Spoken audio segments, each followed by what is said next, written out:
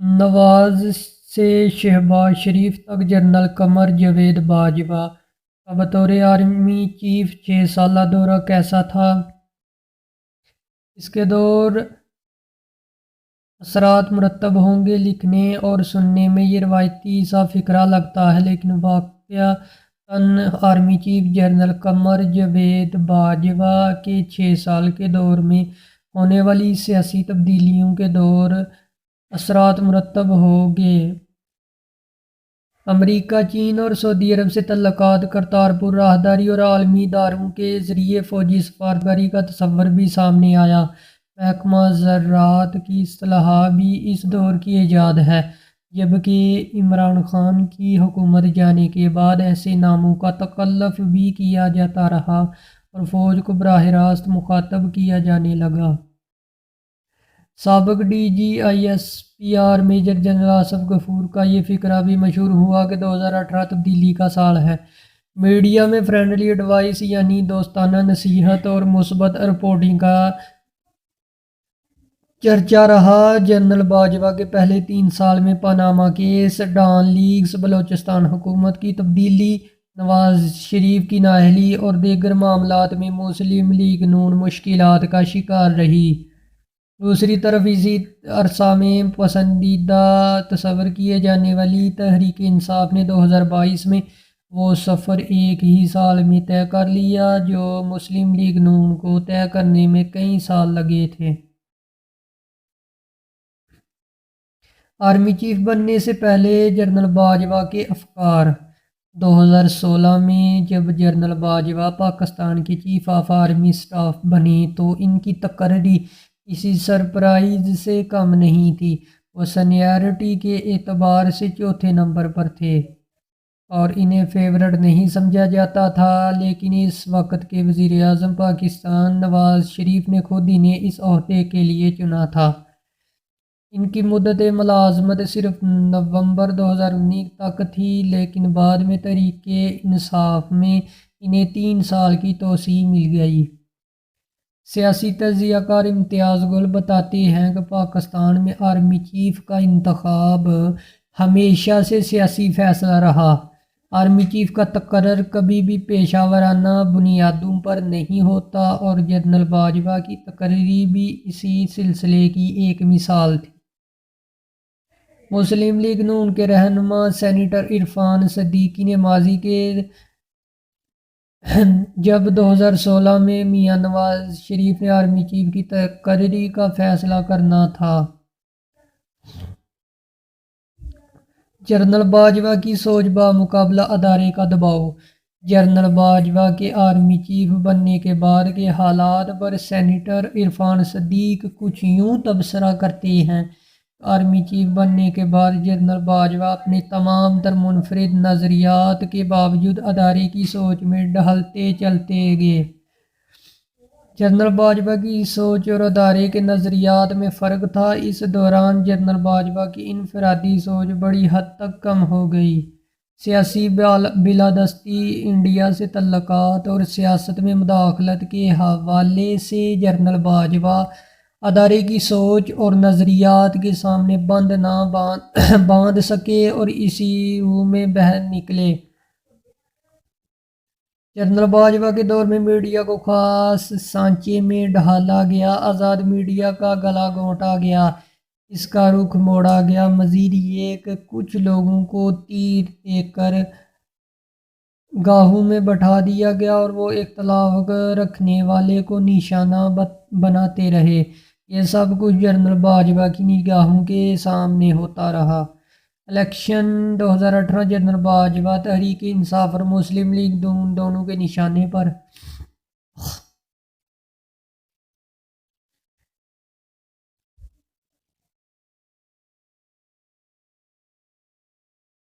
General Bajwa اور Imran Khan. B B C سے بات کرتے ہوئے تحریک انصاف کے رہنما افتخار درانی نے جنرل باجوہ کے نام کی بجائے ان اداروں اور سسٹم کے الفاظ زیادہ استعمال کیے۔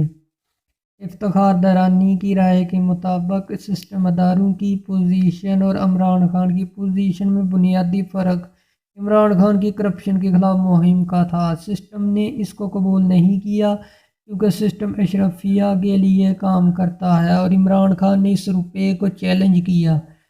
کرپشن کے خلاف مہم کے دوران سسٹم عمران خان کو ہاں تو کر رہا تھا لیکن مزاحمت پر بھی جاری تھی، چونکہ سسٹم اور ادارے اس اینٹی کرپشن مہم کو سپورٹ نہیں کر رہے تھے، اس لیے شریف فیملی اور دیگر سیاسی رہنماؤں کو اس دوران سہولت ملتی رہی۔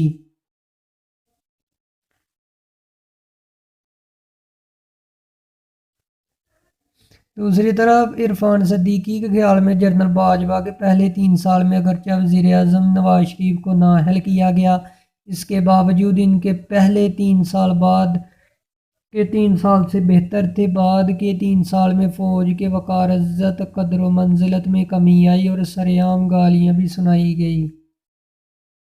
اس لیے جنرل باجوہ کے عہدے کو مختلف نہیں سمجھتا، کیونکہ ان کے دور میں بھی سیاستدانوں میں کسی کو محبوب اور کسی کو معتوب رکھنے کا سلسلہ جاری رہا۔ عمران خان حکومت کی رخصت کیا، جنرل باجوہ بھی ذمہ دار تھے۔ عمران خان حکومت جانے سے کچھ دن پہلے اسٹیبلشمنٹ کے قریب سمجھے جانے والے مسلم لیگ ق کے رہنما چودھری پرویز الہی کے بیان نے ہلچل مچا دی۔ بچے کو نیچے اتارو گے تبھی وہ سیکھے گا اور ساری زندگی نیپیاں ہی بدلتے رہنی ہیں۔ اس وقت انہوں نے دبے الفاظ میں عمران خان پر احسان فراموشی کا الزام بھی لگایا، لیکن وزارت ملنے کے بعد بہت کچھ بدل گیا۔ جنرل باجوہ کے دور میں آنے والی حکمران حکومت اسی دور میں ہی ختم ہو گئی، جس پر تحریک انصاف کے کارکن اور رہنما کبھی دبے الفاظ اور کبھی واضح الفاظ میں جنرل باجوہ کو تنقید کا نشانہ بناتے ہیں۔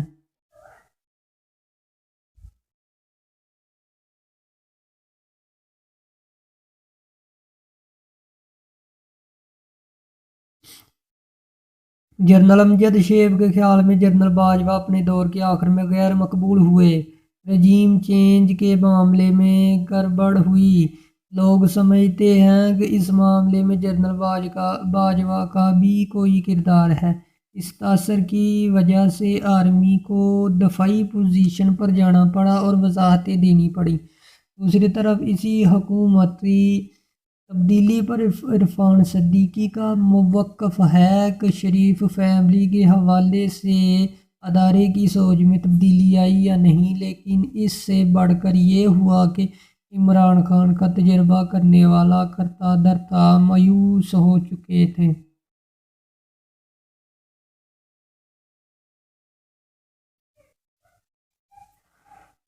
فوج کی جانب سے سیاست سے الگ ہونے کے بیان پر ڈاکٹر عائشہ صدیقی بہت واضح موقف رکھتی ہیں۔ ان کے مطابق جیسے عمران خان پہلے دن سے ہی نااہل تھے، اس طرح جنرل باجوہ پہلے دن سے ہی سیاسی تھے اور اب بھی ہیں۔ سیاست سے کنارہ کش ہونے کی یہ اعلانات ناقابل اعتبار ہیں۔ فوج کے نیوٹرل اور اے پولیٹیکل ہونے کے اعلان سے متعلق عرفان صدیقی نے کچھ اس طرح تبصرہ کیا کہ اب جنرل باجوہ کا آفتاب غروب ہو رہا ہے تو فوج کے سیاست سے تائب ہونے کا اعلان ہوا۔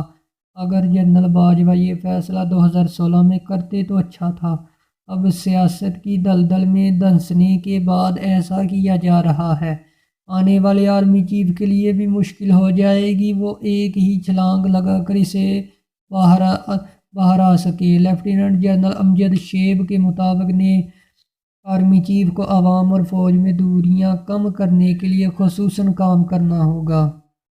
ریٹائرمنٹ کے بعد کیا ہوگا؟ لیفٹیننٹ جنرل امجد شیب جنرل باجوہ کی نظر میں ان چند مہینوں میں جنرل باجوہ پر رجیم چینج کے حوالے سے خاصی تنقید ہوئی۔ آنے والے دنوں میں جنرل باجوہ مزید تنقید کی زد میں بھی آئیں گے۔ ریٹائرمنٹ کے بعد کسی موقع پر انہیں کسی انٹرویو یا خطاب میں وضاحتیں اور وجوہات بھی بتانا پڑیں گی۔ عرفان صدیقی کے مطابق ریٹائرمنٹ کے بعد جب جنرل باجوہ بیٹھ کر اپنی بیاض عمل کو کھول کر دیکھیں گے تو یقیناً انہیں ان واقعات پر افسوس ہوگا، کیونکہ وقت تو گزر جاتا ہے، چاہے 3 سال ہو یا 6 سال، لیکن تاریخ باقی رہتی ہے۔ افسوس یہ ہے کہ جب وقت گزاری کے مراحل ہوتے ہیں تو انسان تاریخ کو بھول جاتا ہے۔ اسی تجزیہ کار امتیاز گل کے مطابق پاکستان کی تاریخ میں یہ پہلا موقع تھا کہ پاکستان کے کسی سابق وزیر اعظم موجودہ آرمی چیف کو کھلے عام تنقید کا نشانہ بنایا۔ جنرل باجوہ کی کارکردگی اور فوجی سفارتکاری۔ ریٹائرمنٹ۔ لیفٹیننٹ جنرل امجد شیخ دہشت گردی کے خلاف جنگ اور عسکری سفارتکاری کو جنرل باجوہ کے 6 سال دور کی بڑی کامیابیاں سمجھتے ہیں۔ وہ کہتے ہیں کہ جنرل باجوہ کے دور میں آپریشن رد الفساد کے ذریعے دہشت گردی کے خاتمے میں مدد ملی اور بالاکوٹ کے اہم مسئلے پر بھی انڈیا اور دنیا کے ساتھ ذمہ دارانہ طریقے سے ڈیل کیا۔ ان کے خیال میں ملٹری ڈپلومیسی کے ذریعے خارجہ پالیسی میں ایک جمہوری حکومت سے تعاون کیا گیا اور خصوصاً مالی حوالے سے مختلف ملکوں سے فنڈز کا انتظام بھی کر کے دیا۔ ٹرمپ کے دور میں امریکہ کو مینیج کیا۔ اسی طرح افغان امن عمل میں بھی اہم کردار ادا کیا۔ ان معاملات میں سول حکومت جنرل باجوہ پر ہی انحصار کی ہوئی تھی۔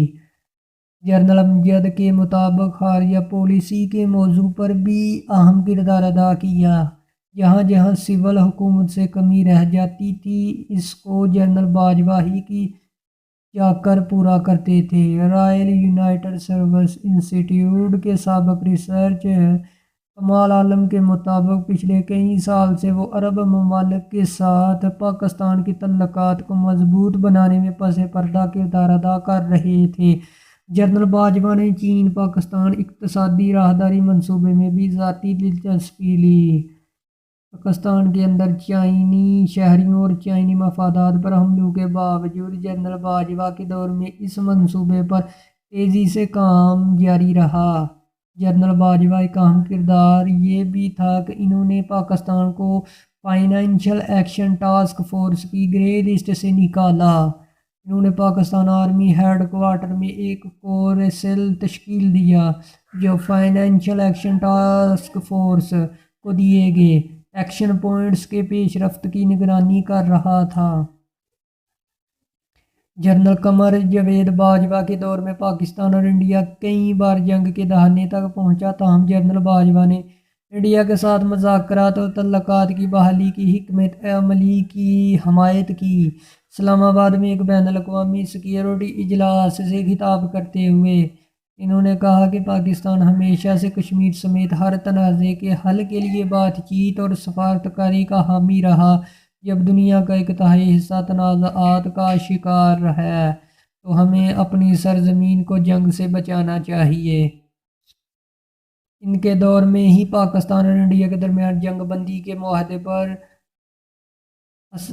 اتفاق اور آمد درآمد ہوا۔